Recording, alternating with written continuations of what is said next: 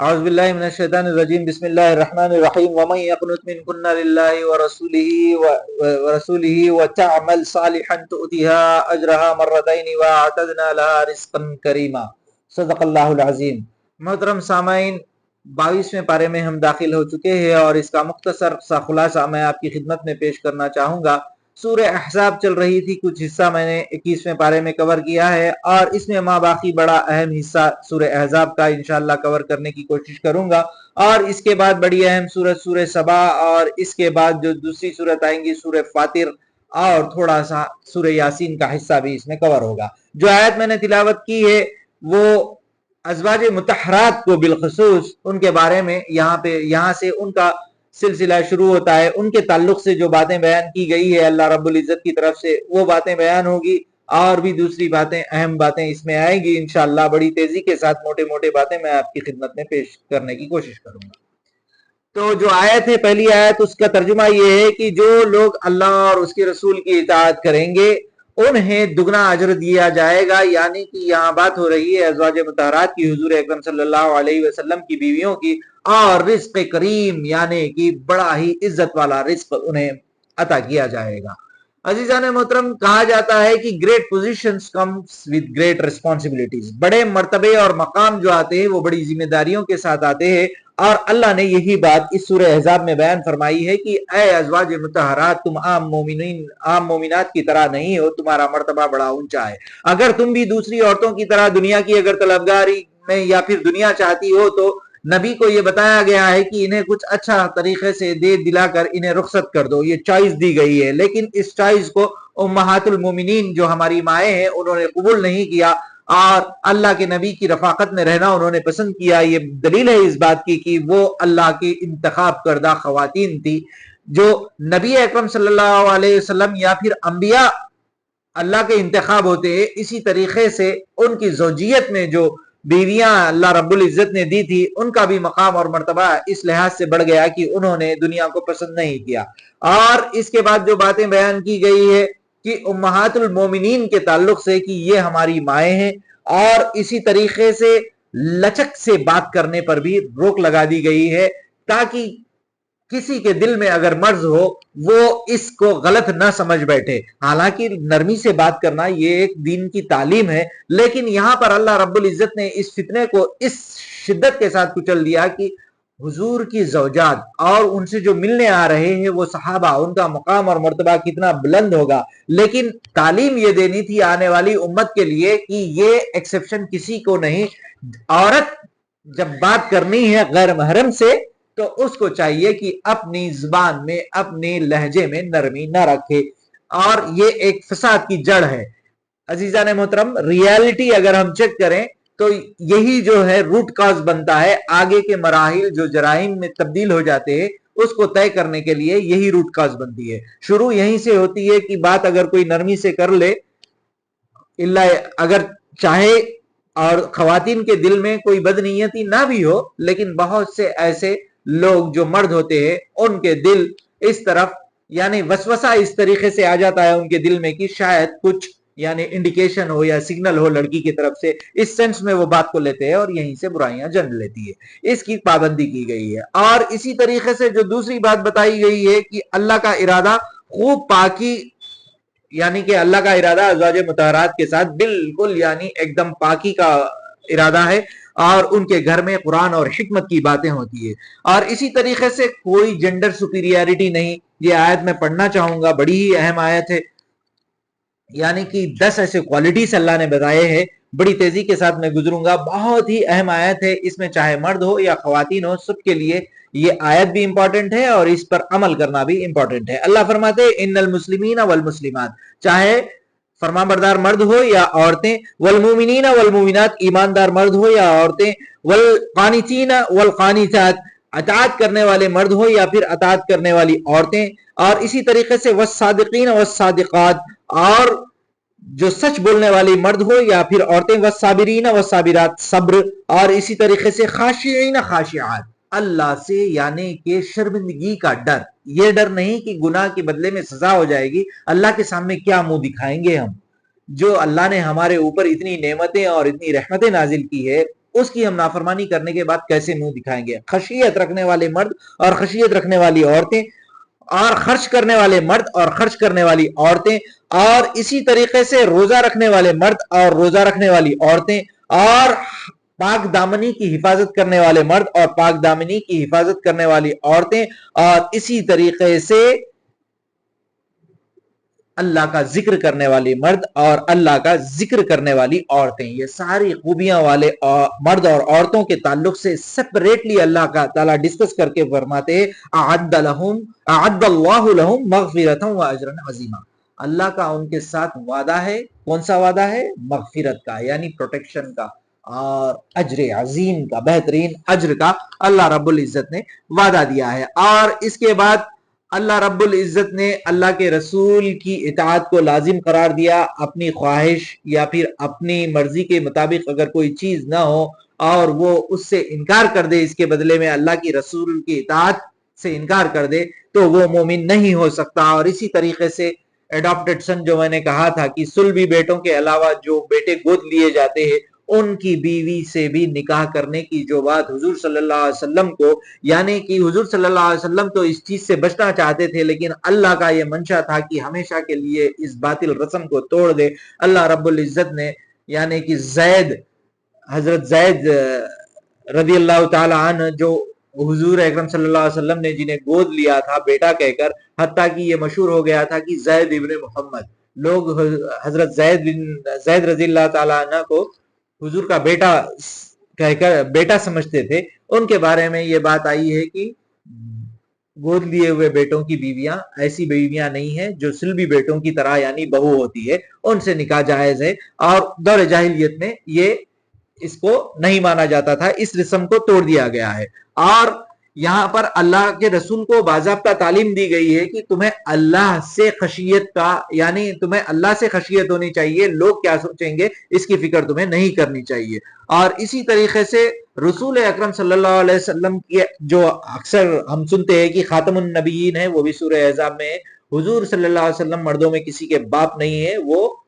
آخری نبی ہے، خاتم النبیین ہے۔ اور اسی طریقے سے آئیے اس کے بعد سراجم منیرہ جو ہم سنتے ہیں حضور اکرم صلی اللہ علیہ وسلم، وہ آیت بھی اسی صورت میں ملتی ہے۔ اور حضور صلی اللہ علیہ وسلم کو خاص جو ہے سو پریویلیجز، یعنی کچھ ایکسیپشنز جو دیے گئے ہیں، اس کا ذکر ہے کہ وہ چاہے تو کسی سے بھی نکاح کر لینے کی جو باتیں آئی ہے اس میں، اور اسی طریقے سے پابندی، اس کے بعد کسی سے نکاح نہیں کر سکتے، وہ بھی یہ آیت ہمیں اسی میں ملتی ہے۔ اور بڑی چیز گھر میں جانے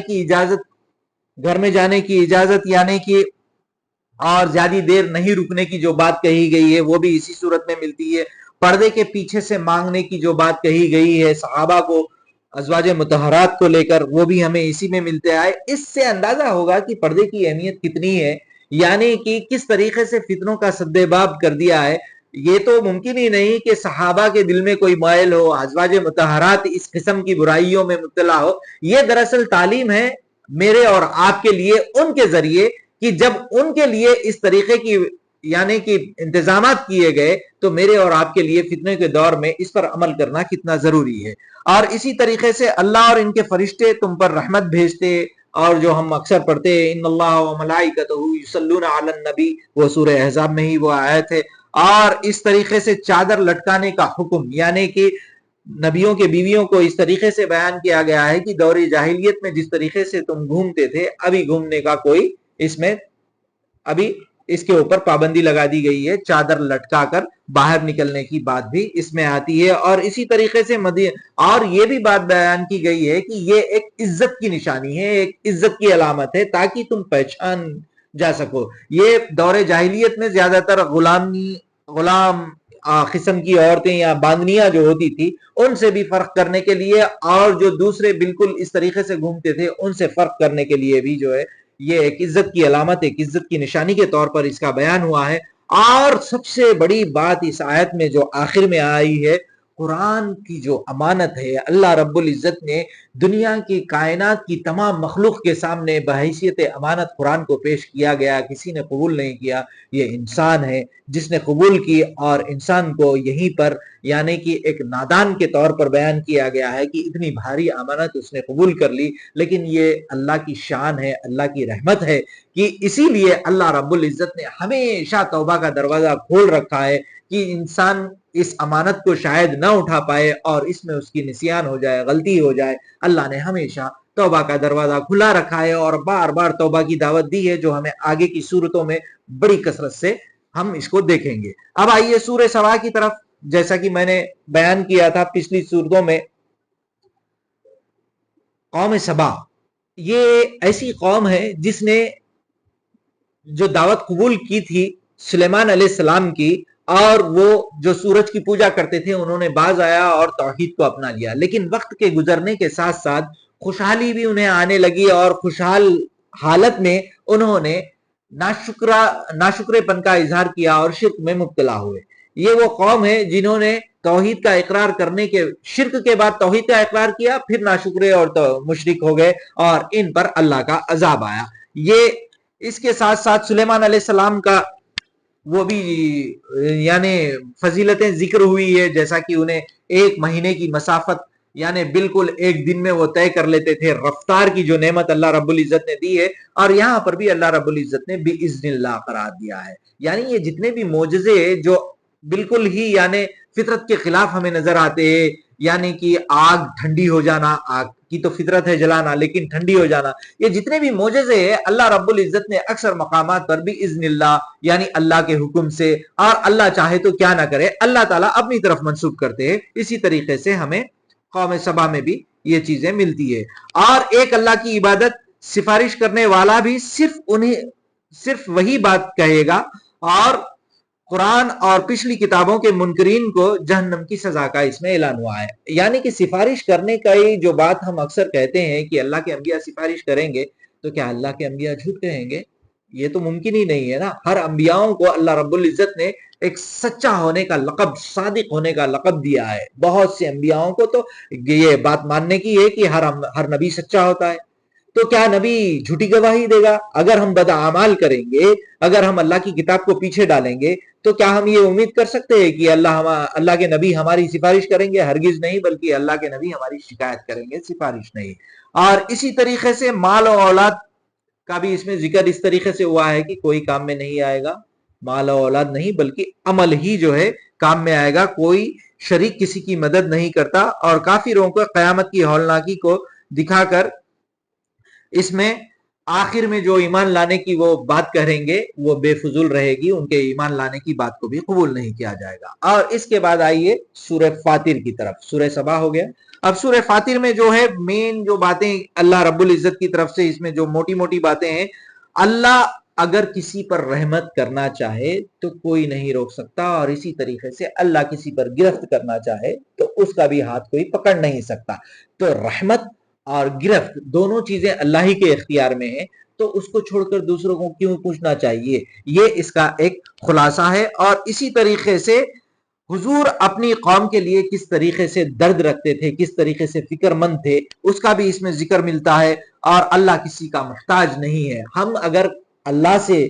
دعا مانگیں گے، اللہ کے راستے میں خرچ کریں گے، اور اسی طریقے سے جو بھی چاہیے وہ ہمیں چاہیے، ہدایت ہمیں چاہیے، رحمت ہمیں چاہیے، اور ساری چیزوں کے محتاج ہم ہیں، اللہ کسی کا محتاج نہیں ہے۔ اگر ہم اللہ کی عبادت نہیں کریں گے، پوری دنیا مل کر بھی اگر اللہ کی نافرمانی کریں گی، تو اللہ کی شان میں ذرہ برابر بھی فرق نہیں پڑے گا۔ اسی طریقے سے پوری دنیا مل کر اللہ کی حمد اور اللہ کی کبریائی بیان کریں گے تو بھی اس میں ذرہ برابر اضافہ نہیں کرے گا۔ اللہ اپنی جگہ بالکل کامل اور پورا ہر لحاظ سے، اس کو کسی کی ضرورت نہیں۔ اپنے گناہوں کا بوجھ خود اٹھانے والا ہوگا، کوئی کسی کا بوجھ نہیں اٹھائے گا، یہ اس صورت میں بیان کیا گیا ہے۔ اور اللہ کے راہ میں خرچ کرنے کی فضیلت اس میں بیان کی گئی ہے۔ جنتیوں کے لباس کے بارے میں بتایا گیا ہے کہ قیمتی جواہرات ہوں گے، جیولری بہت پسند کرتی نا خواتین، ان کے لیے بتایا گیا ہے کہ جنت کے لباس میں قیمتی قیمتی جواہرات اللہ رب العزت عطا فرمائیں گے، بشرط ہے کہ جو پچھلے جو آیات گزری تھی سورہ احزاب میں 10 چیزیں، کوالٹیز میرے اور آپ کے اندر اگر آ جائیں گے تو جنت میں ہمارے پسندیدہ لباس ہوں گے، اور بھی اچھے لباس ہوں گے جس کا ہم تصور بھی نہیں کرتے تھے۔ اور نبی اکرم صلی اللہ علیہ وسلم کی جو دعوت تھی وہ دراصل اہل کتاب کو چاہیے تھا کہ سب سے پہلے آ کر وہ لبیک کہتے، لیکن بجائے اس کے انہوں نے ہی اس کا انکار کیا تو وہ دوہرے گناہ کے، دوہرے عذاب کے مستحق ہو گئے۔ اور اسی طریقے سے اللہ کی رحمت بتائی گئی ہے کہ اگر اللہ کی رحمت کی سب سے بڑی انتہا یہ ہے کہ اللہ رب العزت اس سورت کے آخری حصے میں یہ بیان فرماتے ہیں کہ اگر اللہ لوگوں کے گناہوں پر تبھی کے تبھی فوراً گرفت کرنا چاہے تو دنیا میں کوئی بھی جاندار نفس نہیں بچتی۔ یہ اللہ کی رحمت ہے کہ اللہ نے مہلت دے رکھی ہے۔ اللہ کی مہلت اس غرض سے دی ہے کہ انسان ہے، غلطی ہو جاتی ہے کہ وہ توبہ کرے اور اصلاح کرے، پھر نیک عمل کرے، یہ تو موقع ہے، یہ تو اللہ کی طرف سے رحمت ہے۔ اور اسی طریقے سے آخری بات جو ہے، یہ آخری جو سورت ہے جس کا تھوڑا حصہ اس پارے میں بیان ہوا ہے وہ سورہ یاسین ہے۔ اس میں یہ بتایا گیا ہے کہ یہ اللہ کی طرف سے نازل کردہ کتاب ہے، اور یہ رسول جس پر نازل ہوئی ہے کتاب، یہ اللہ کے سچے رسول ہے۔ تم اس سے پہلے غفلت میں پڑے ہوئے تھے، یعنی مشرکین مکہ کو یہ بات بیان کی جا رہی ہے کہ ایک تو بڑا زمانہ گزر چکا تھا، انبیاء اہل کتاب میں آئے تھے، مشرکین مکہ کی طرف ان کا جو زیادہ یہ نہیں تھا، بہت عرصہ گزر گیا تھا، یہ تمہارے آباء و اجداد اس سے غافل تھے، یہ رسول اللہ کی طرف سے بھیجا گیا رسول ہے، اور اسی طریقے سے یہ سچا رسول ہے، یہ بات اس میں بتائی گئی ہے۔ اور یہ بھی بتایا گیا ہے کہ حضور صلی اللہ علیہ وسلم کو بھی اس میں تسلی دی گئی ہے کہ ڈراؤ یا نہ ڈراؤ، یہ ایمان لانے والے نہیں ہیں۔ اس پر 22ویں پارے کا اختتام ہوتا ہے۔ اب اس کے بعد انشاءاللہ کل میں آپ کی خدمت میں 23ویں پارے کی مختصر تفصیل رکھنے کی کوشش کروں گا۔ جب تک کے لیے اجازت دیجیے، وآخر الدعوانا الحمدللہ رب العالمین۔ السلام علیکم۔